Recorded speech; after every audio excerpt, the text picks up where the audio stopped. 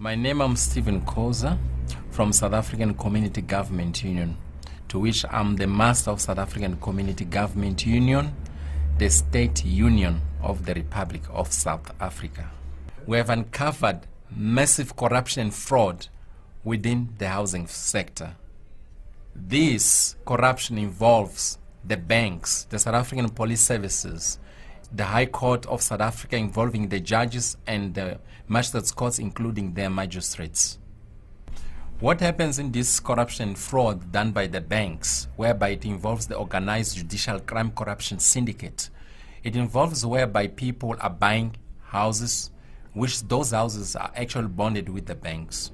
So now each and every bond has got insurance attached to the bond of that house, which the security reserve of it, according to the Long-Term Insurance Act 1998, is actually 1.5 million. That money is so that if somebody will pass away or lose his job or her job, then it will be no longer to pay the bond. Then they will take the insurance, cover the payment of the bond to pay it off and finish, and then they don't have to actually make the owner of the house to lose her house or his house. But now, when somebody loses her employment or his employment because of retrenchment, because nobody in South Africa has got permanent job, so now what they do, by the time he was working, he had taken a bond attached to insurance with the bank. So now if he reports that to the bank, I'm no longer working, I lost my job, then the bank say to him, make an affidavit to that effect. Then when he makes that affidavit submit to the bank takes that affidavit, they go to ombudsman in Cape Town who deals with the state insurance matters. Then they claim the insurance, which is 1.5 million attached to that particular house with its bond, the first issued bond to that house. Then after claiming the money, instead of paying off the bond, they do pay off the bond. But after that, the difference is supposed to be given to the person who lost the employment because it was attached to the bond. So the moment when a person claims to know, after knowing that my house was bonded, there was insurance attached to it, then they claim the rights of the house of that person who owns the house. Then the bank starts to actually contact, using other people, to contact the police, to get the estate agencies first selling the house to another person who is a third party, and then thereafter they are applying for eviction order in the High Court. Then in the High Court, the judges, they don't ask if there was insurance attached to the bond or what happened, because the duty of the judge is to make an inquiry why this matters for eviction when the bank is the one which bonded the house with the particular person who actually bought the house from the bank. That's supposed to be done by the judges in the High Court. No inquiries are conducted.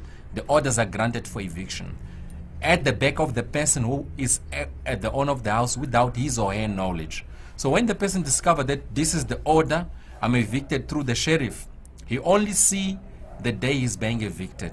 Now after the sheriff are gone, because she knows that the house belongs to me, she take the furniture and everything, take it back to the house.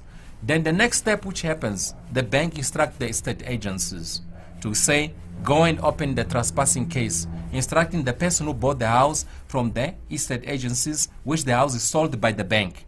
So now, when that person opens a trespassing case, then the police come up and pick up that person. Then they send him to prison, pending to appear before court. So now in the court, when the person defends that, no, my house is paid off because the insurance was attached to the bond, the magistrate doesn't want to hear that. They say, no, we don't agree of any evidence you should going to present. We are sentencing you. You must hand over the keys to the bank or to the person who was sold the house by the bank, failing which you are going to prison. So what is happening if the house is repossessed when it has been paid off by the insurance from the first owner of the house?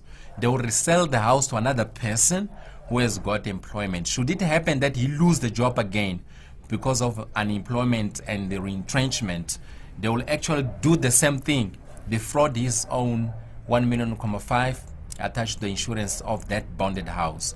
So the same house will be bonded to more than 10 people. Same house being sold and taken over by the banks. So that is the massive fraud which the banks are doing against the people.